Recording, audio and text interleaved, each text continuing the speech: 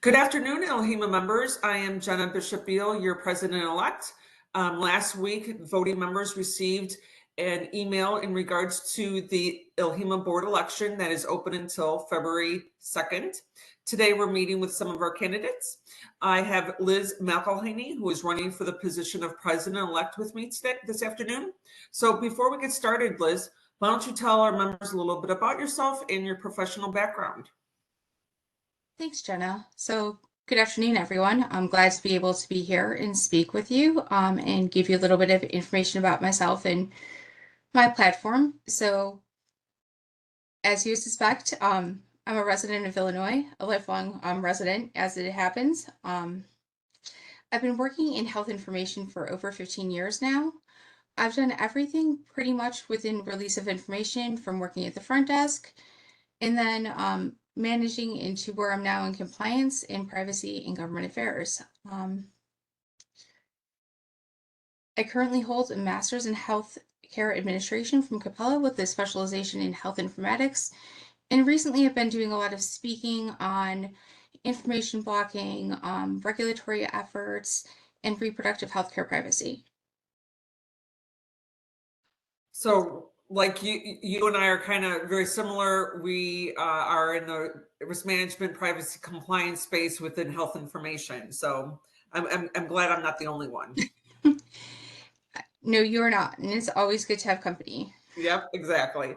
So I also, you are a board member presently. Why don't you tell us a little bit about that, and then how your experience with being on the AHIMA board has guided you and helped you to make the decision to run for the president-elect position.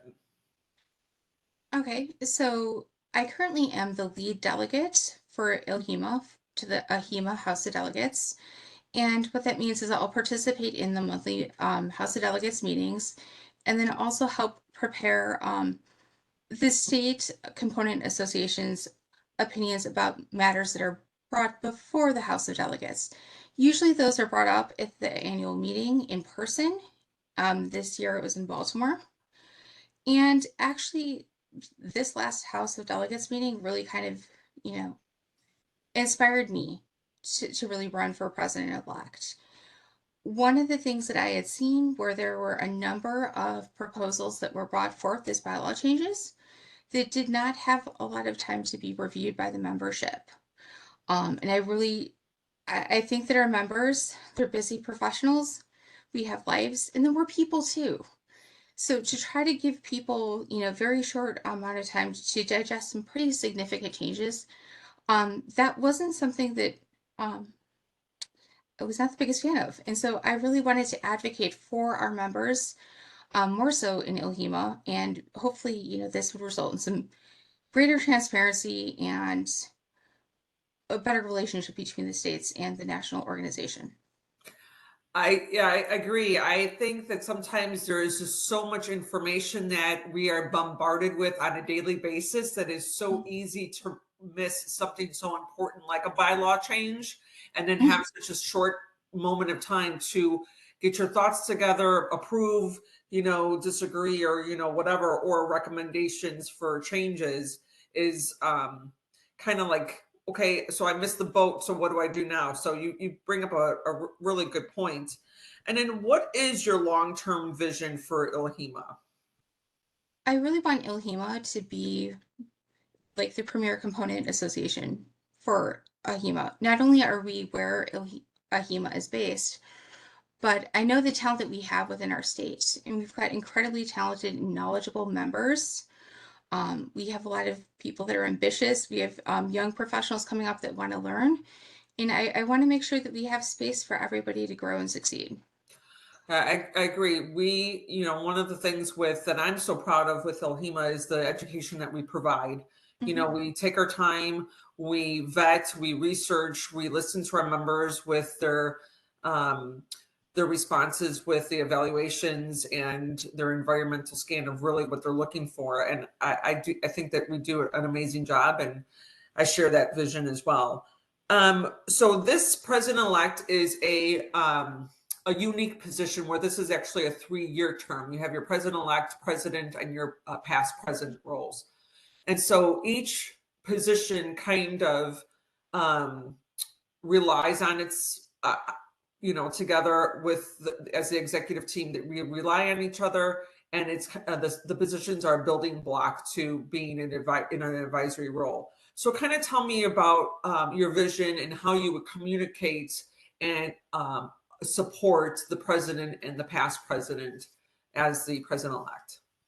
Yeah, so I've had the opportunity to obviously watch yourself and then Dr. Lisa Campbell before. It kind of worked through that process, that 3-year process of being president-elect and then president and then past president. I really like the idea of succession planning. Mhm.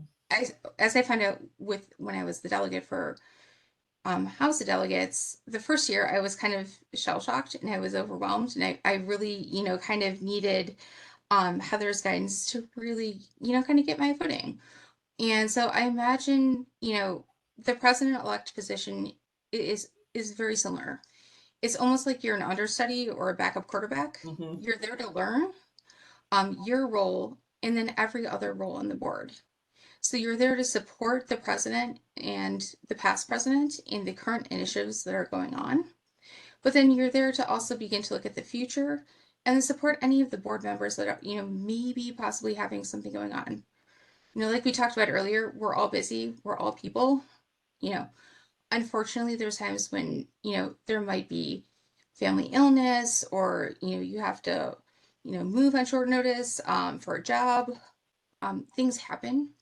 And so I think the president-elect is also there to support those board members and just make sure that the board continues to function smoothly. Right. And then, I think probably the biggest challenge with the president-elect role is that, you are learning from the president and the past presidents, but you're also trying to find your own voice Mhm. and, you know, understand how certain activities, educational components, educational offerings, the annual conference, how those all kind of they um, they move an agenda, or down to the members, but really just focusing on, if you see something, you have to say something, be like, I think we've lost our vision, we need to kind of go back to the drawing board and just be, it's 100% focus and commitment to the membership at this level. Yeah. And that's something I think we really can't, you know, we need to focus on. I know right now, membership is a big thing for both ILHIMA and AHIMA. So making sure that our members' voices are heard is something that we, obviously you're on the board with me right now. Right. Something that we're trying to work more on and come up with new initiatives and so on. Then it's a daily commitment, Mhm. to find the education to bring, certain things to the board and to the membership and things like that. So, all right. So kind of moving on to policy and advocacy. So with HIM, it's ever evolving. So what policy changes or advocacy efforts do you think that are crucial for ILHIMA to focus on at this moment? So the audience members probably don't know this, but you know this, and that advocacy has really been my baby for a couple years. Um, and I really truly feel right now that health information as a field is at a crossroads. We have so much that's going on between all the CMS changes, price transparency, interoperability, and the list goes on and on. And I think with so many different areas, undergoing significant change, that we need to be, we can't go it alone. So the first thing I would want to do is, I think that ILHIMA needs to kind of build relationships with other state chapters for different organizations like HFMA, the Healthcare Finance Management Association, the Illinois Hospital Association, the Illinois Medical Society, because I think that there's a lot of times when our interests overlap, Mhm. but we don't currently talk together. And one thing that I've seen is I've gone through and done my own regulatory work and met with stakeholders. is one group is not likely to get things done on their own. But if you have a coalition, you're a lot more likely to get it accomplished, just because you have more relationships, more manpower, more resources. So that would be the first thing that I really would want us to do, is start to build those relationships. And then I think part of it's about being present in being loud, if you will. I think sometimes that individuals don't know that health information is a profession. When, Right. I mean, when I went to, like, it's my career now and I love the field and I wouldn't change it at all. But when I went to, when I graduated from high school, when I went to college, this was not something that, was on the agenda for me or even was an option. So I think, if I didn't know about it then there's probably a whole lot of other people out there, Who probably have people no who are clue. making laws. Yeah, yeah. I agree. I don't know if we as a professional industry have done a good job for that elevator speech. That 5 second, what do you do for a living and why Yeah, is it important? But I do agree with the concept of, reaching out and making those relationships amongst all of the member societies that we have here in Illinois, like the, ISMS, Illinois State Medical Society. And then how does that with ISME too? How does that with the professional liability carrier? What sort of regulations and advocacies are they doing that no one knows about? And we could be assistants to them. So I think exactly. that's a really good vision. All right. So you brought up succession planning, and that is something that is always on my mind as well. 3 years your term will go very quickly within the 3 year term. As you know, that, how you have your 2 year term, how quickly it goes. So what are some things that a new an individual new in a role, what can they start doing on day one in order to have that planning be successful and get the right people involved? New members, new graduates, whether it's their first career, their second career, they're seasoned, etc. So I talk a lot about this with my team at work. I've got a younger team. They're new to privacy and compliance, and I think the same advice goes for everybody, whether you're in an association or you're in a new, career path, or you're in a new organization. And the first is, you know, meet everyone you can. There, once you get going, there's going to be a tendency to kind of be within your little information silo. Mhm. But in order to really succeed, you're going to need to work across the organization, so, or the association, or whatever it may be. So introducing yourself, making those contacts, finding out who's a resource and who can possibly be a mentor to you, or just a good sounding board. I think that's the first step. And then I think the next thing is show up. Don't be afraid to ask to be included in something. And it's okay just to say, I just want to be a fly on the wall. I just want to see what's going on. I want to understand the process. Knowing the why helps me do my job better. Mhm. And a couple things come out of that is, when people realize that you're committed to the organization and you want to succeed, and then you get a better understanding of how all the puzzle pieces fit together, which means that you can progress further in your field, and or in your association or volunteer work. I do. I agree. I think, there's a time. I've always said like you said, you've touched on, we're all humans. We all have lives. We all have families. There are some times in your career where there's just a time to sit, where I have to sit because I'm educating myself. I'm doing a graduate school. I'm doing another certificate or designation.